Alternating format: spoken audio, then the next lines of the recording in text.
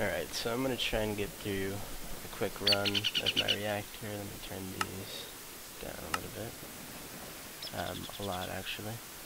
Alright, my microphone's kind of quiet for some reason. I don't know why. My computer's weird. Anyway, this is the reactor control room. Nothing's running right now, so all the lights are clear. 2 greens, all is well. 2 reds, there's a fault. Something's wrong. The reactor's either overheating, or some other fault. Right now, the only thing that will actually trigger a fault at the moment is overheating. But I do plan on adding more stuff to it later. This is pretty much just a beta test of it. So here's the start switch. So when I hit it, I'm not sure if you would hear it, but I can hear the reactor running. It's ticking.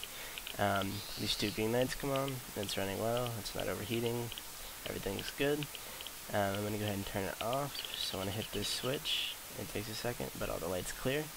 So yeah, that's the inside. This is going to be for the second reactor, which I'll show you where that's going to be in a second. And of course, these very high-tech looking lights that can be turned on and off. Huh? Pretty fancy? Yeah. Anyway, so this is the computer login system. It's not super crazy or anything. You can just enter your password, and then it actually will open the door if you enter the right password. I'll show you. So that door will open for 5 seconds and then automatically shut, like that. And then you can see the computer's done processing the command because that blinking light's back. So I kind of dug out a little bit of this so you could see this is the lights for the room. There's the wireless receiver. It's running on channel 999. Just picked a random channel. That was kind of a high number that I probably wouldn't use. There's the transmitter on 999 again. It kind of looks like 666, but it's actually 999, so, you know. Anyway, so here is the main part of the control room. When you flip the switch inside, or rather hit the button, the signal comes out into here. This is a broadcaster. It broadcasts on signal 3. Signal 3 broadcasts over here. It gets turned. It'll flip a switch down there, and it actually becomes signal 30 when that switch flips. Right now it's broadcasting signal 40, which is turning off the reactor. 3 is received by 3 and then turned into 30, which is, will then turn on the reactor, which I'll go ahead and show you now, or in a second rather. So this is the emergency side of the panel. 4 is the shutdown. It gets turned into 40. It uses the 4, that way I wouldn't get distracted or confused. And then I have another reactor that I plan on adding soon, and I didn't want those 2 to interfere, so I've already used 1 through 7 because I have that reactor partially laid out. So this gets turned into 40, so it's easier for me to remember. And I used to have an alarm here. It's really obnoxious, so just for the sake of this video, I'm going to turn it off because it's really loud and obnoxious and I don't feel like hearing it. So yeah, when the reactor gets a fault, it sends the signal to here, which turns on the red lights and would sound the alarm. That's really annoying, so I got rid of it. Yellow lights just because, you know, radiation, yellow, I don't know. So when we come down here, as you can see, here's signal 3. So when I actually hit the button inside to turn on the reactor, it broadcasts on 3, which is received here. This switch right here will flip and point towards the 30. Again, the 3, I just multiplied 3 by 10, easy to remember. So this 30 gets broadcasted to right here, and then the signal goes into this wire, and then it's received by this inverter. When the signal comes into the inverter, it will switch. So this will no longer be lit red, that will be lit red. It doesn't go anywhere for now because it doesn't need to. It just needs to turn off this wire, which keeps the reactor from running. So this will make sure that the reactor is shut down and won't start.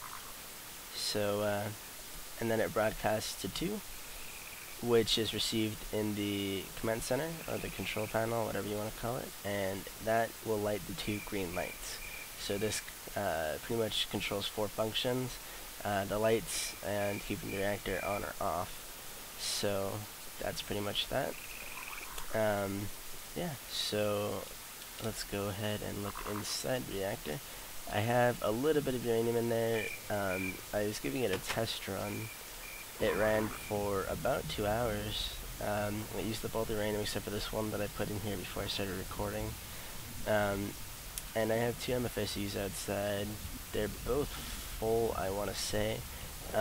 This is a Mark 1 reactor, so it's low risk, low output, but it can run constantly. There's no downtime. We get about 100 energy units a second out of it, and after about 2 hours it was enough to almost completely fill up the MFSUs. Again, these can hold 20 million energy units combined, and they obviously split, so each one's getting 50 while the reactor is running. And the reactor nearly puts out 20,000, or 20 million, sorry, by the time it's done after about 2 hours. So the reactor's off right now. It also shuts itself down when there's a fault, so I'm going to go ahead and trick the system into thinking that the reactor is overheated. So that redstone torch is now engaging the fault system. So when we come back into this room right here, you'll see that now 1 is receiving the signal.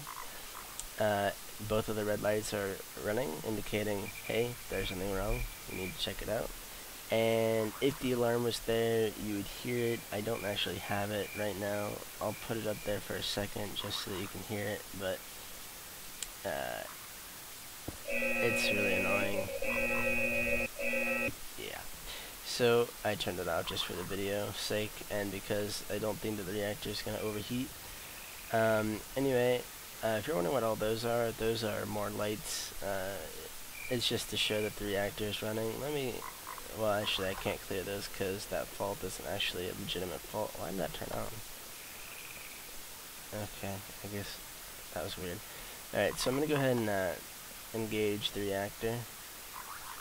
Oh, it won't engage. I've got it turned off. I forgot I left that torch over there. So as you can see, if the reactor was overheating and those red lights were on, if you tried to start the reactor, it would not work. Now it is running and you can hear it. I turned my sound way down, so I don't know if you would hear it in the video.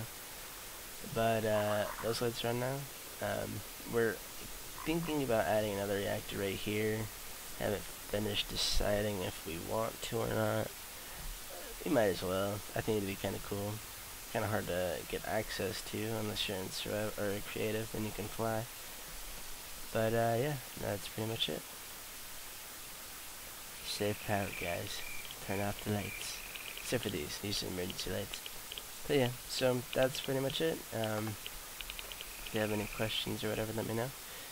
Turn off the reactor, the lights are now out. And yeah, that's pretty much all I can think of. Other than showing you the actual flips of the inverter down here, but, oh, oops. But I don't think that that's really necessary. And you can see it's flipped now. I can actually force it right here. So now that 30 is broadcasting, the reactor's back on. That has become unlit. This is lit. The 2 green lights would be on now, and it's broadcasting on 30. So I'm going to go ahead and turn it off again. The inverter is switched, the reactor's off, all is well. The reactor is set, since it's a Mark 1 and it shouldn't ever get hot. I've actually set the reactor to shut off at 500 degrees, which you can maybe see right here. 500 degrees is the magic number. Once it hits 500 degrees, as you already saw, red signal goes out, engages the alarm, all that fun stuff. And you come in here, put your reactor, or put your uranium into the reactor, come out, shut the door, so you don't turn into, you know, like a 4-armed man or anything. This is the start of my next reactor, which will be up here, up top. And yeah, so that's really about it.